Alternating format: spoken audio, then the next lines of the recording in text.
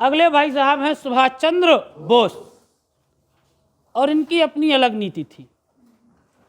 ये अंग्रेजों को मारते नहीं थे, मार देते थे।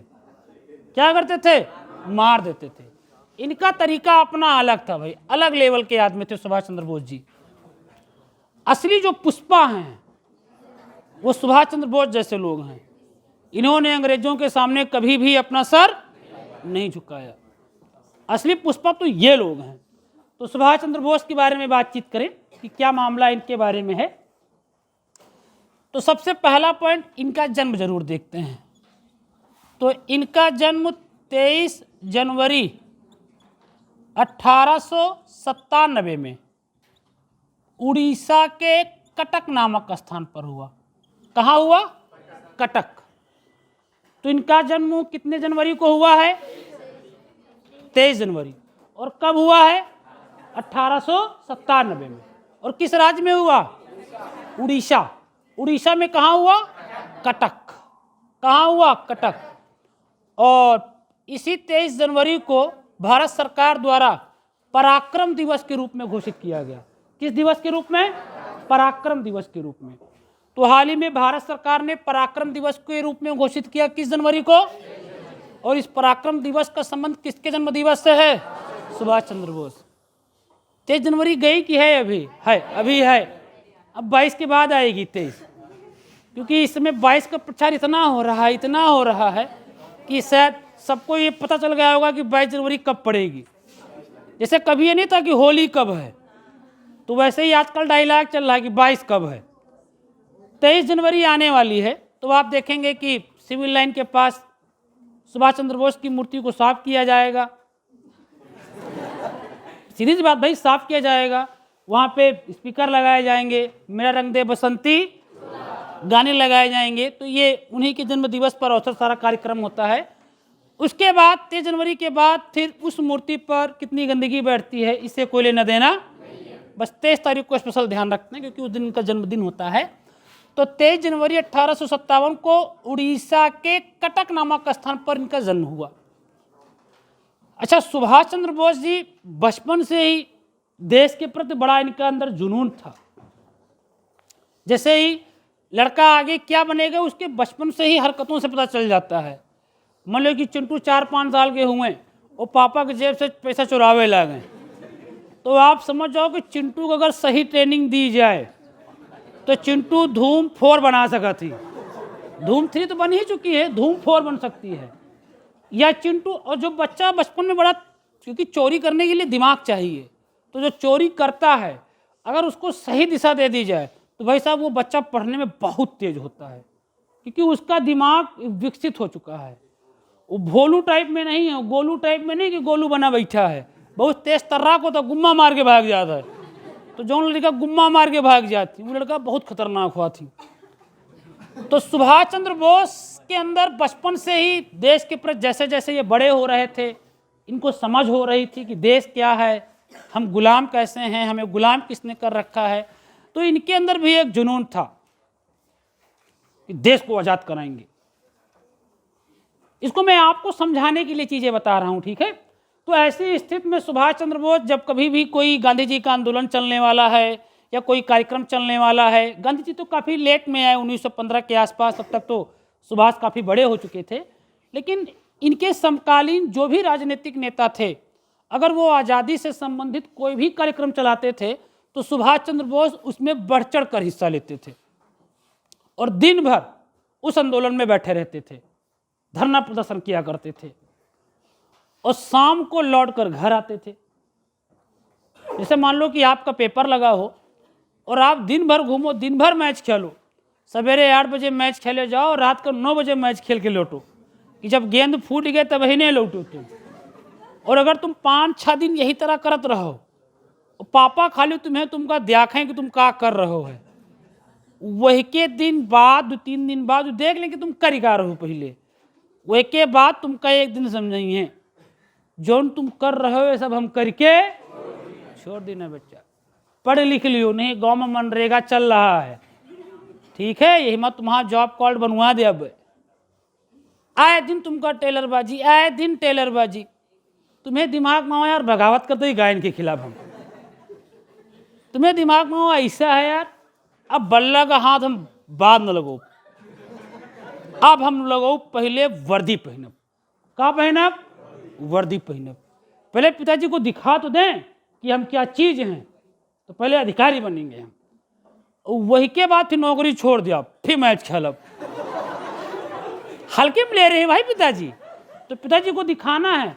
वैसे ही सुभाष चंद्र बोस थे, तो इनके पिताजी यह दिन इनको समझाया करते थे कि तुम क्या करा करत हो, पढ़े लिख लियो थोड़ा बहुत, अरे तुम देश के लिए तुम बहुत कुछ कर सकते हो, पहले अपने लिए तो कुछ कर लो, तभी तो तुम देश की सेवा कर पाओगे। यही बात सुभाष चंद्र बोस के दिल पे लग गई, क्योंकि कभी कभी कोई ना कोई बात दिल पे लगनी चाहिए, क्योंकि बातों ही बातों में कुछ बात ऐसी हो जाती है, दिल को छू जाता है, दिल टूट जाता है और पता भी नहीं चलता है। तो यह वाली लाइन तुमको ठंडी में बड़ी नीक लाग हुई, ब्लैक पेन से लिख लियो। कौन पेन से? ब्लैक पेन से लिख लियो। सुभाष सीरियस ले लिए। सुभाष क्या ले लिए? सीरियस ले लिए। परिणाम ये हुआ कि उन्होंने कहा छोटी मोटी तैयारी नहीं करेंगे, ICS की तैयारी करेंगे। ये इंडियन सिविल सर्विस हुआ करती थी वहाँ उस समय। इन्होंने कहा कुछ नहीं, ICS की तैयारी करेंगे। उस समय समझिए कि ये तैयारी करना बहुत बड़ी बात थी। 23 साल अधिकतम आयु हुआ करती थी, 23 साल अधिकतम आयु। पेपर अंग्रेजी में हुआ करता था, और पेपर भारत में भी बाद में हुआ है, 1921 के बाद हुआ है। पेपर लंदन में हुआ करता था। तो इसकी तैयारी कर पाना सबके बस की बात नहीं थी। इस घने कोहरे में घर से निकल पाना सबके बस की बात नहीं है। जिन्हें वर्दी दिख रही है, जिन्हें सचिवालय दिख रहा है, वही लोग इस घने कोहरे में बाहर निकले हैं। और ना बहुत लोग रजाई में पड़े होंगे अभी भी, रजाइये के अंदर से देख लिया आदमी कोहरा के, फिर भाग चलो अंदर। कब 12 बज रहा, कब 1 बज रहा, कुछ पता नहीं चल रहा। ये सीरियस ले लिए। परिणाम ये हुआ कि ये तैयारी करने में लग गए, और केवल तैयारी ही नहीं की, परीक्षा भी दिया, और केवल परीक्षा ही नहीं दी, पास भी हो गए। अब अंग्रेजों के लिए बहुत बड़ा सरदर्द था, क्योंकि एक भारतीय इस परीक्षा को पास कर रहा है। उन्होंने जो बातें सोचकर इस परीक्षा में वो बिंदुएं शामिल की थी कि पेपर अंग्रेजी में रख दो, पेपर लंदन में करा दो, तो ये खाली गाने गई हैं भारतीय 7 समुंदर पार में तेरे पीछे पीछे, या न पई हैं पीछे पीछे, न पीछे न आगे, इतनी दूर को आई हैं, और पेपर अंग्रेजी में धर दियो। लेकिन अंग्रेज भूल गए कि जिन तूफानों में लोगों के महल उजड़ जाते हैं, उसमें हम भारतीय अपना मोजा सुखाते हैं। रुमाल नहीं, मोजा। रुमाल सूख चुकी है हम लोगों की, रुमाल सूख चुकी है भाई। ये परीक्षा में पास तो हो गए। अब अंग्रेजों ने कहा, अंग्रेजों के सामने समस्या ये थी कि अगर ये आदमी अधिकारी बन के जाएगा और भारत में जाएगा तो फिर तो समस्या उत्पन्न हो जाएगी। तो कुछ अंग्रेजों ने कहा अरे यार परेशान ना हुआ, अबे इंटरव्यू बाकी है 100 नंबर के, ऐसे ऐसे क्वेश्चन पूछब ना, बस स्टॉप वाली किताब ले भेज जाए, बस स्टॉप पर किताब मिलत ना, वही का पढ़े के बाद ऐसे ऐसे क्वेश्चन दागा बिन से ये धरे न पहिए का होगी सारे क्वेश्चन। करें तैयारी, चाहे जितनी तैयारी करें। अब भाई सुभाष को भी बनना था, ICS अधिकारी बनना था तो बनना था। इन्होंने भी जबरदस्त तैयारी की। इंटरव्यू का दिन आया, ये इंटरव्यू देने के लिए भी गए। ये इस उद्देश्य से गए हैं कि मुझे इस परीक्षा को पास करना है, चाहे जो हो जाए। और अंग्रेज इस दिमाग में बैठे हुए कि चाहे जो हो जाए इनको पास नहीं होने देंगे। ऐसी स्थिति में इनसे कुछ अटपटे क्वेश्चन पूछे जाते हैं। इनसे पहला क्वेश्चन ये पूछा गया था कि एक, उन्होंने कहा कि एक रिंग है, अंगूठी। क्या थी? अंगूठी। लड़के अंगूठी, लड़कियां अपना रिंग समझ सकती हैं कि एक अंगूठी हुआ करती थी। कहनी ये बताओ इस अंगूठी से सुभाष चंद्र बोस जा सकता है? अब सुभाष चंद्र बोस परेशान, या यह तैयारी तो विजन में हमका करा ही नहीं गए, अंगूठी से निकले तो यार हमको नहीं बताएंगे यार, यह मामला तो गड़बड़ाएगा भैया। तो कुछ देर तो भाई फिर वही बात, टीचर आपको सब कुछ नहीं पढ़ाएगा, कुछ चीज़ें आपको अपने आप भी सोचनी पड़ेंगी। जैसे आप इसको ऐसे समझो, वो संगत का असर होता है कि आप जवाब क्या देंगे। जैसे जो एक प्रसिद्ध वैज्ञानिक आइंस्टीन हुआ करते थे, उनका अपना एक ड्राइवर हुआ करता था।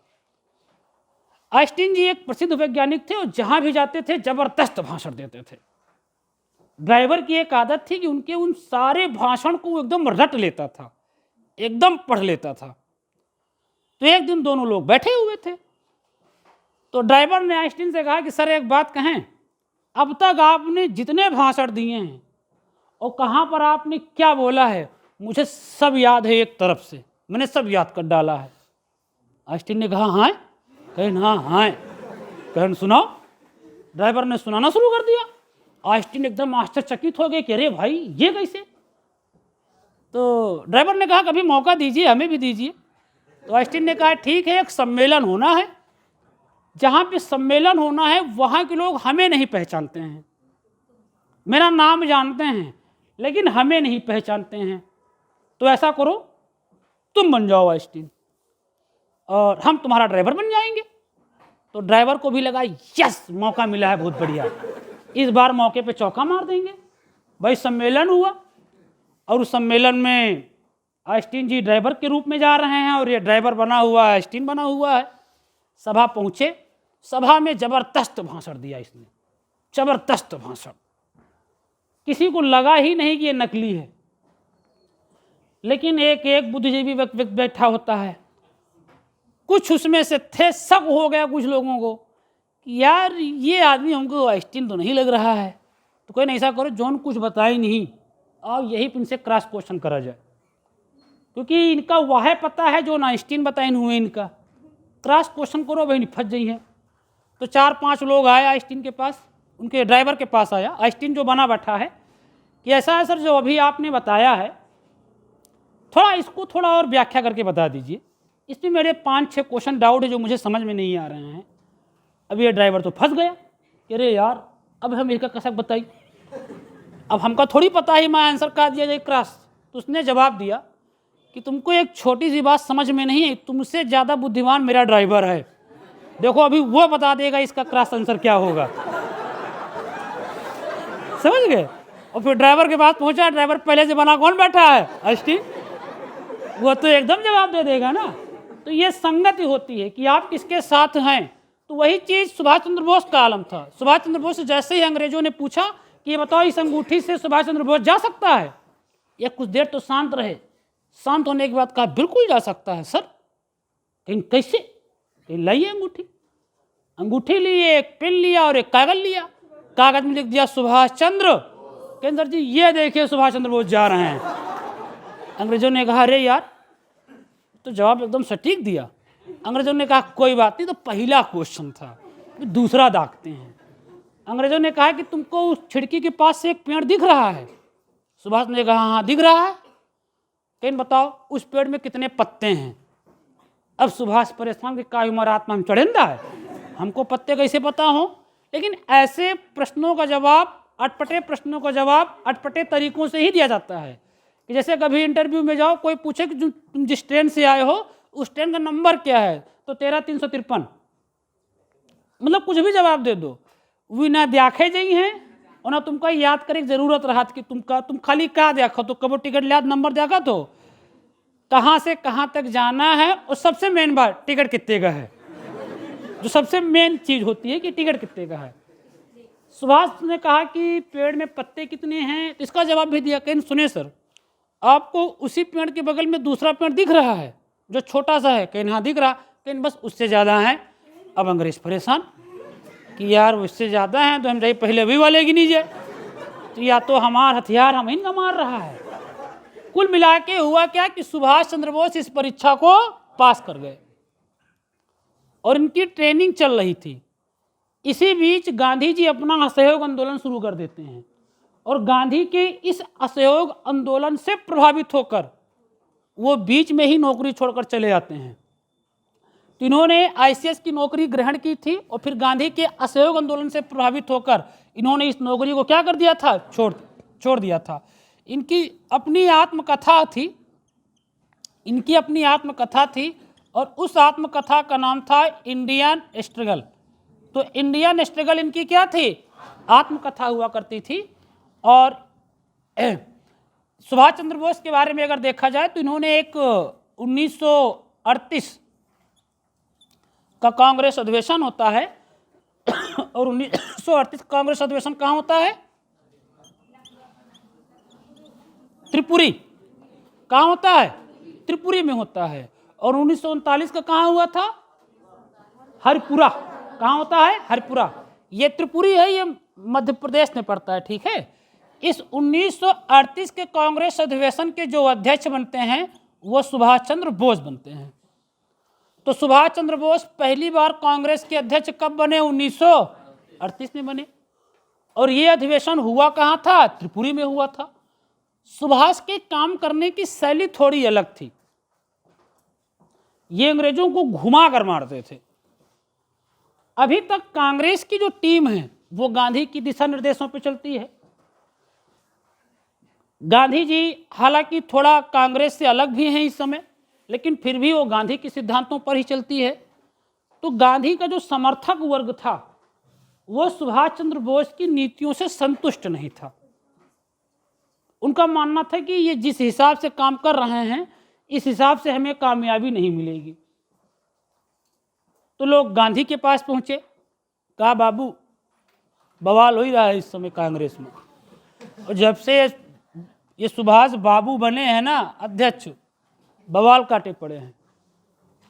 गांधी ने भी कहा कोई बात नहीं, अगले अधिवेशन में अध्यक्ष के पद से ये हट जाएगा, मामला खत्म।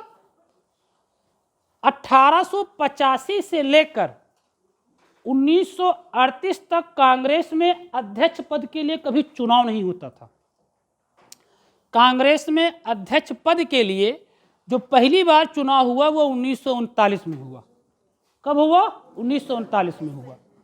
और 1939 में जब ये पहली बार अध्यक्ष के पद के लिए चुनाव होता है तो गांधी के समर्थक लोगों को ये लग रहा था कि इस बार अध्यक्ष के पद का चुनाव होगा और इस आदमी को नहीं अध्यक्ष बनने देंगे, ये पर्चा न भरने पाए।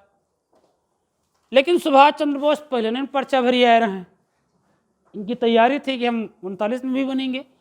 अर्थात 38 का तो मामला ठीक था, 1939 का कांग्रेस अधिवेशन होना है और ये अधिवेशन कहाँ होना है? हरिपुरा में। कहाँ होना है? हरिपुरा में होना है। इस कांग्रेस अधिवेशन के अध्यक्ष के पद के लिए चुनाव होने वाला है।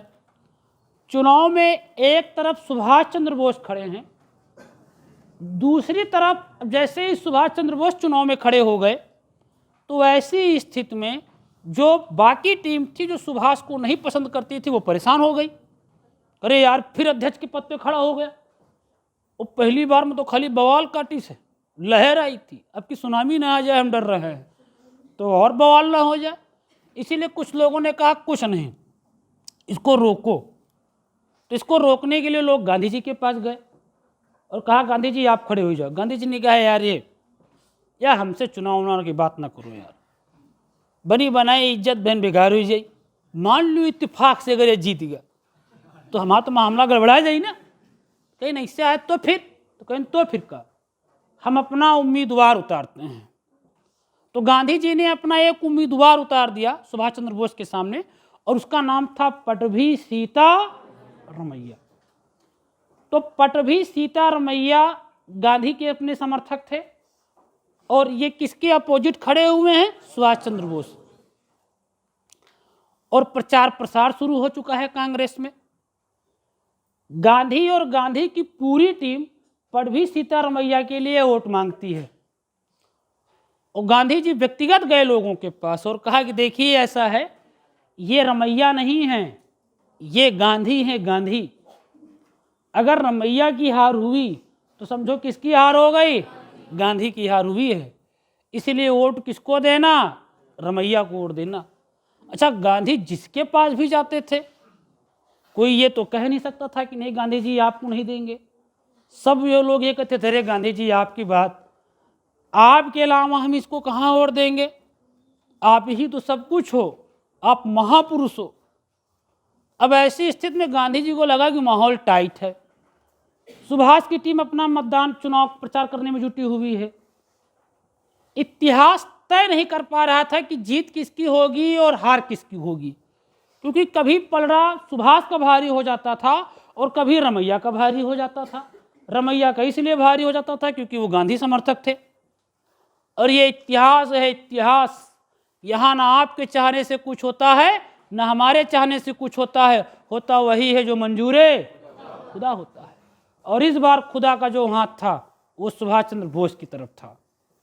रिजल्ट आया और उस रिजल्ट में रमैया हार गए, सुभाष चंद्र बोस जीत गए। जैसे ही सुभाष जीत गए तो सुभाष अध्यक्ष पद के लिए चुन लिए गए। ये सुभाष चंद्र बोस अध्यक्ष पद के लिए चुन लिए गए। जैसे ही सुभाष चुन लिए गए तो गांधी अब कांग्रेस से किनारा काटने की बात करेंगे। गांधी का भी कहना सही था कि देखो भाई, तुम लोगों ने बोस को जिताया, इसका मतलब ये हुआ कि आप हमारे सिद्धांतों पर कांग्रेस को चलाने के लिए सहमत नहीं है, तो ठीक है, बागडोर इसके हाथ में दिया जाए। अब ये कांग्रेस को आगे बढ़ाएंगे, अब हम कांग्रेस का नेतृत्व नहीं करेंगे। ये बात बोस को पता चल गई। बोस ने कहा ना बाबा ना, ये नहीं होगा, हमारे रहते हुए आप यहाँ से नेतृत्व वाला काम खत्म कर दो, ये नहीं होगा, मुझे नहीं बैठना है अध्यक्ष के पद से। बड़ी दिक्कत हो गई, रमैया हार गए, बोस जीत गए, त्यागपत्र दे दिए। तो अब ऐसी स्थिति में था कि अब किसको बनाएं। तो याद रखिएगा, ऐसी स्थिति में 1939 के कांग्रेस अधिवेशन के अध्यक्ष बनते हैं राजेंद्र प्रसाद। इसलिए जब कभी भी आता है कि 1939 के कांग्रेस अधिवेशन का अध्यक्ष कौन था, तो विकल्प में बोस भी होता है और पढ़वी सीता रमैया भी होता है। तो याद रखना, बोस बने नहीं क्योंकि उन्होंने त्यागपत्र दे दिया और रमैया हार गए थे। तो बना कौन, और ये कहाँ हुआ था, और 1938 वाला कहाँ हुआ था। जब यहाँ से इन्होंने त्यागपत्र दे दिया तो ये अपनी एक टीम बना लेते हैं और उसी टीम का नाम था फॉरवर्ड ब्लॉक। क्या नाम था, फॉरवर्ड ब्लॉक। तो फॉरवर्ड ब्लॉक की स्थापना होती है 1939 में। कब होती है, 1939 में। तो फॉरवर्ड ब्लॉक की स्थापना कब हुई, 1939 में हुई। और सुभाष के बारे में कई सारी चीज़ें हैं। ये प्रथम विश्व युद्ध शुरू हो, द्वितीय विश्व युद्ध शुरू हो चुका है, क्योंकि 39 से 45 तक द्वितीय विश्व युद्ध होता है। और उसी द्वितीय विश्व युद्ध के दौरान ही जर्मनी फ्रांस को तबाह करने के मूड में है। फ्रांस और इंग्लैंड जैसे देश एक तरफ खड़े हैं, जर्मनी और इटली और जापान जैसे देश एक तरफ खड़े हैं। जर्मनी ने कसम खा रखी है, जब तक फ्रांस को बर्बाद कर देंगे हम मानेंगे नहीं। जर्मनी ने कसम खा रखी है कि जब तक इंग्लैंड को बर्बाद कर देंगे हम मानेंगे नहीं। तो जर्मनी, जापान, इटली एक तरफ थे, इंग्लैंड, यूएसए, फ्रांस, सोवियत संघ ये एक तरफ थे। लेकिन यूएसए की एंट्री बहुत बाद में होती है। जब वो जापान बदतमीजी करता है यूएसए के साथ, तब यूएसए की एंट्री होती है। और अगर यूएसए की एंट्री ना होती दोस्तों, तो इतिहास कुछ और होता। सुभाष चंद्र बोस ने देखा कि विश्व स्तर पर एक गंभीर समस्या बनी हुई है, इंग्लैंड बनाम जर्मनी का मामला था। तो सुभाष का कहना था कि हमें इस युद्ध में जर्मनी की सहायता करनी चाहिए, क्योंकि जो जर्मनी का दुश्मन वो हमारा दुश्मन, और हमें जर्मनी की सहायता लेकर हमें भारत से भी अंग्रेजों को भगा देना चाहिए। गांधी की जो टीम हुआ करती थी वो इस युद्ध में इंग्लैंड के समर्थक थे। अब सोचो वो इंग्लैंड के समर्थक क्यों थे। सुभाष कहते थे कि कुछ आंदोलन चलाया जाए, कुछ बड़ा किया जाए, अच्छा मौका है, जर्मनी की सहायता ली जाए, इनको यहाँ से भगाया जाए। गांधी का कहना था कि ना बाबा ना, अभी लोहा इतना भी गर्म नहीं है कि वार कर दिया जाए। दूसरी चीज, गांधी का कहना था कि इस बात की क्या गारंटी है कि जर्मनी भारत से अंग्रेजों को भगाने के बाद वो भारत को गुलाम नहीं बनाएगा। इस बात की कोई गारंटी है। दूसरी चीज, इंग्लैंड एक लोकतांत्रिक देश है, अगर इंग्लैंड की जीत होगी तो लोकतंत्र की जीत होगी। इसीलिए हमें लोकतंत्र देशों का समर्थन करना चाहिए। हमें ये नहीं देखना चाहिए कि वो अंग्रेज हैं, गुलाम बना रखे हैं, वो लोकतंत्र हैं। और सोचो, अगर एक लोकतांत्रिक देश ने हमें गुलाम बनाया, तो हमारा आलम ये है।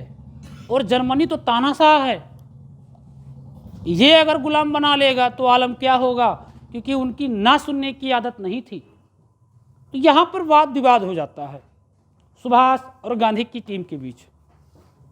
परिणाम क्या होता है कि सुभाष जर्मनी की तरफ निकल पड़ते हैं और जर्मनी से सहायता मांगने की भी बात करते हैं। इसी दौरान हिटलर और सुभाष की मुलाकात भी होती है और इसी दौरान इनको एक उपाधि दी जाती है और वो उपाधि होती है नेताजी। तो इन्हें नेताजी की जो उपाधि दी गई थी वो किसके द्वारा दी गई थी, हिटलर द्वारा दी गई थी। तो इन्हें नेताजी की उपाधि दी गई हिटलर द्वारा। तो ये मदद मांगने के लिए जाते हैं और अंततः इनको मदद मिलती भी है जापान जैसे देशों से। फिर एक टीम की कमान संभाल लेते हैं, उस टीम का नाम था आज़ाद हिंद फौज। उसका नाम था आज़ाद हिंद फौज।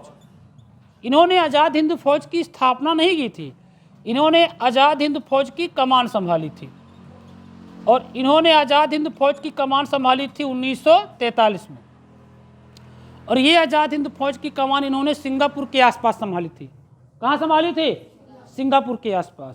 और फिर इसके बाद इसी फौज को लेकर ये भारत की तरफ बढ़ते हैं और नारा देते हैं दिल्ली चलो।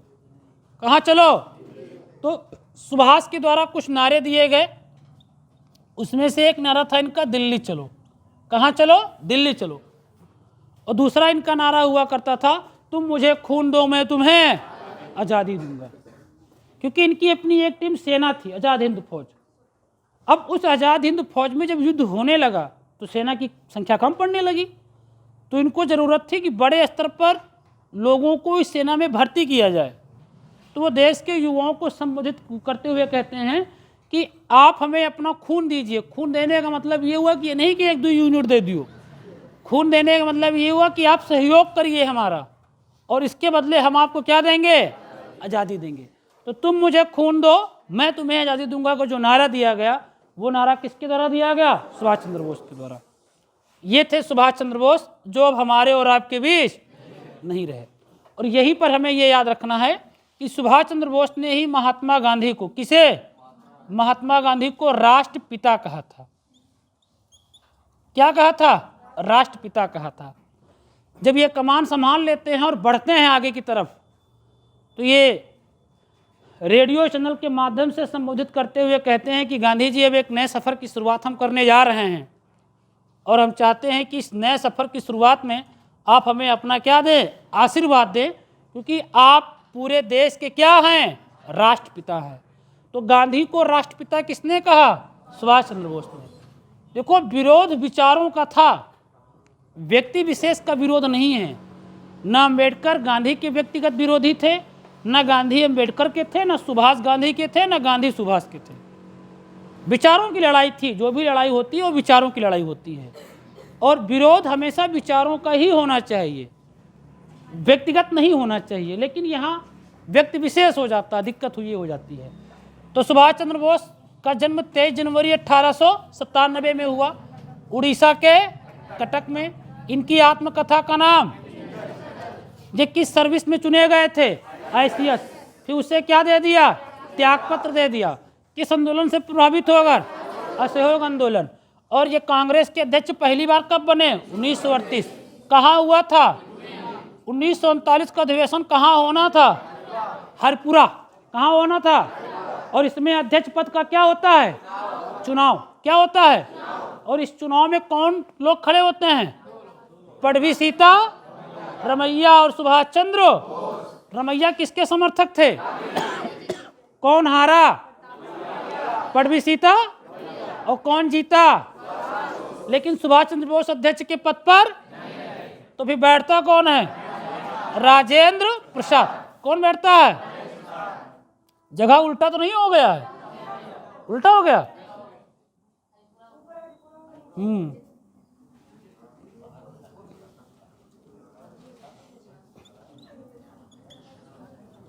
हरपुरा और 39 वाला त्रिपुरी। ये महाराष्ट्र में है और ये कहाँ है, मध्य प्रदेश में। जो लोग लिखे थे थोड़ा अपना ध्यान दे लेंगे ना। अच्छा, इन्होंने एक टीम बनाई थी, क्या नाम था, फॉरवर्ड ब्लॉक। क्या नाम था, और फॉरवर्ड ब्लॉक की स्थापना कब हुई, 1939। कब हुई? 1939। इन्हें नेताजी की उपाधि किसने दी? इन्होंने किस टीम की कमान ली और इसकी कमान कब ली? 1943। और इन्होंने महात्मा गांधी को क्या कहा? राष्ट्रपिता। तो महात्मा गांधी को राष्ट्रपिता की उपाधि किसने दी? सुभाष चंद्र बोस। और दिल्ली चलो का नारा किसने दिया? और तुम मुझे खून दो मैं तुम्हें सुभाष चंद्र बोस नहीं दूंगा, आजादी दूंगा, मैं तुम्हें आजादी दूंगा। यह कथन किसका था? सुभाष चंद्र बोस का था। ठीक, ये व्यक्ति विशेष वाले हो गए। तो ये बाल गंगाधर तिलक, गोपाल कृष्ण गोखले, दादा भाई नौरोजी और सुभाष चंद्र बोस, ये मामला हो गया। और ये सब पेपर की दृष्टि से बेहद महत्वपूर्ण है दोस्तों। तो आप बताओ, अभिनव भारत कैसी संस्था है? अनुशीलन समिति। पहले अभिनव भारत की स्थापना की पहले अनुशीलन समिति की? पहले अभिनव भारत की स्थापना कब हुई? 1900। और अनुशीलन समिति की दोनों के संस्थापक एक हैं कि अलग अलग? अभिनव भारत में कौन है? वीडी सावरकर। और अनुशीलन समिति में वरिंद्र घोष और भूपेंद्र नाथ दत्त हुआ करते थे। अच्छा, नौजवान सभा की स्थापना कब हुई? 1926 में हुई। संस्थापक में मेन कौन है? भगत सिंह। कौन है? भगत सिंह। एचआरए की स्थापना कहाँ हुई? कानपुर में। कहाँ हुई और कब हुई? 1924 में हुई। पहले एचआरए बनता है कि पहले एचएसआरए बनता है? एचआरए। क्या बनता है? एचआरए। और जो एचएसआरए बनता है ये कब बनता है? तो पहले एचएसआरए की पहले नौजवान, पहले क्या होगा? नौजवान होगा। और पहले नौजवान के पहले एचआरए, पहले एचआरए। इंडियन स्ट्रगल नामक आत्मकथा किसकी है? सुभाष चंद्र। और इंडियन अर्नेस्ट वैलेंटाइन सिरोल की है। किसकी है? वैलेंटाइन सिरोल की।